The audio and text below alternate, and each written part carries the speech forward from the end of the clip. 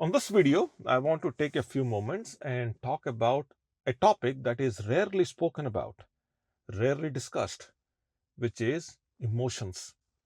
And specifically, I want to touch the idea what happens when you suppress your emotions.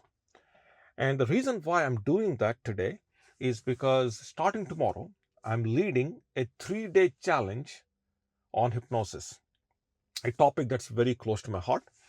And I'm leading a challenge after a very, very long time, literally uh, like 2 years now. And hypnosis as a challenge is for the very first time, I believe. I have done webinars, I've done workshops, seminars, I've spoken at conferences, but this is the first time I'm leading a 3-day challenge. So I'm in the mix of extreme preparation, but I got into the car and I'm recording this video.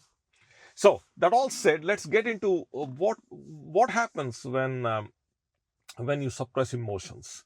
What's the cost? We don't really assess the cost. We don't budget the cost. None of that. We lead our life. We are exposed to situations. We are exposed to circumstances, and then we have responsibilities on us, and then also we need to deal with liabilities that we create on our own, and liabilities that are being bestowed upon us by others whom we love and care.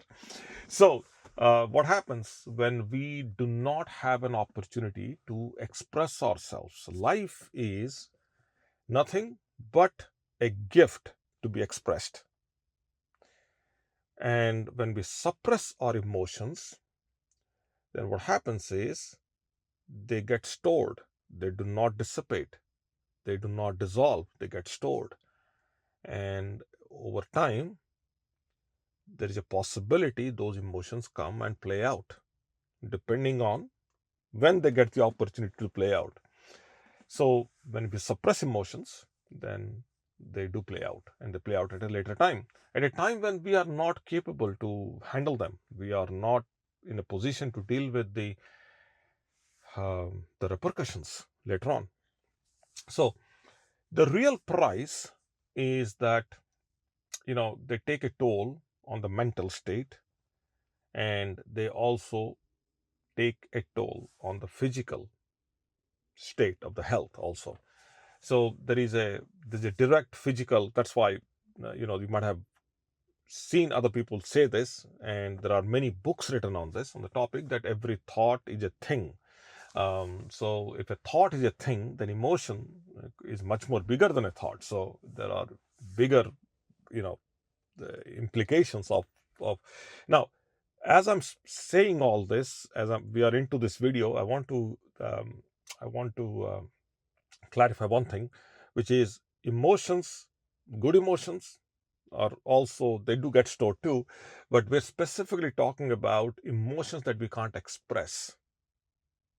Um, and we have challenges expressing those emotions, and those are the ones we are talking about, and their cost. That's what's the cost of not expressing those emotions.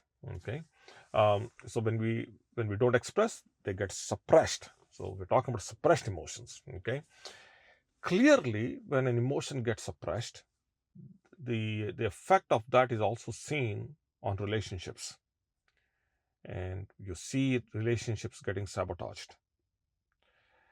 The biggest of all is when an emotion is suppressed, then you know the life in general, our life has to be led with full throttle, full power. That's what life is all about.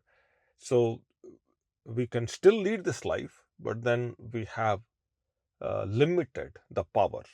So there is something called self power. So we are limiting the self power because these emotions are essentially handbrakes.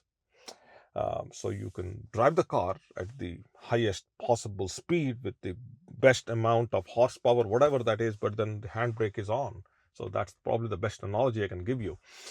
So you're limiting whatever you are otherwise are capable of. Now, you know, um, you don't want to suppress your expression and lead your life. Um, and when you suppress your expressions, it's just a matter of time before you will have what is called an explosion of those emotions. So, how much time does it take from the time that you have you have maxed out your ability to suppress? Like there's a container, imagine a container, and then you have emotion after emotion after emotion that you are have suppressed, and the container has is a finite container. So, and it just fills, and then it starts to over, you know, like overspill. And when that happens, that's when it comes out in the open. And now people who know you may not know you as that way. They know you as somebody else. Now that these emotions come out, they completely see a different side of an individual, the different side of you. And that's when they start to say, oh, you changed. You see, he had changed, she had changed. The change is that, like when you start really going deep into people, you'll start to realize that, it's, yeah, of course, people change, but what is the definition of change? The change is that probably in this specific scenario, they didn't change. They just ran out of energy. They ran out of their ability to store emotions, their ability to keep them suppressed.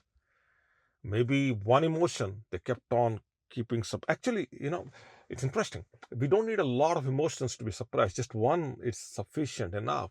If you have one emotion that you have suppressed for a very long amount of time, and then that emotion, and you have exhausted all the energy to keep it suppressed, and now you have run out of energy. Now that emotion is going to play out. And when it does, then, listen, you put in all your life, you put in energy. I've seen clients, I've seen people say this to me. I've given my entire life keeping this emotion suppressed, and that means a lot of energy has gone into it. And now when that comes out, you can imagine, and now it'll play out in a way where your response is that, hey, I lost time, I lost so many things along the way, that because I kept this emotion suppressed, my energy went into all just dealing with it, that I need to kind of live this. Whatever time I lost, I have to recapture the time. And that is when people do odd things. The mind takes you to do things and this is when people from outside, they start seeing you. They start, okay, how come he or she changed? You see. Anyway, so where am I leading you with all this? The answer is very simple. You got to invest some time and look into your emotional health. And that is what this channel is all about. And we talk about self-improvement, but primarily, how do you create that change? Now, one way to really create the change is to strengthen yourself to keep the change that you already created. You see? So whoever you are, then how do you strengthen yourself? Right? How do you become more? And the only best way to strengthen yourself is to, of course, physically, mentally, spiritually. You can do all that, financially, but the real strength comes from emotion. You can have all the strength. You cannot fight an individual who is emotionally charged. You cannot. Prove it to me if you can. In fact, I'm going to send this video to all the people who registered to be attending this challenge. But you'll see, you cannot fight an individual who's emotionally charged. And emotions create miracles. So, as an individual, your job is to spend some time and kind of nourish those emotions and question those emotions and play with those emotions in a good way, and make those emotions your friends, and magic happens.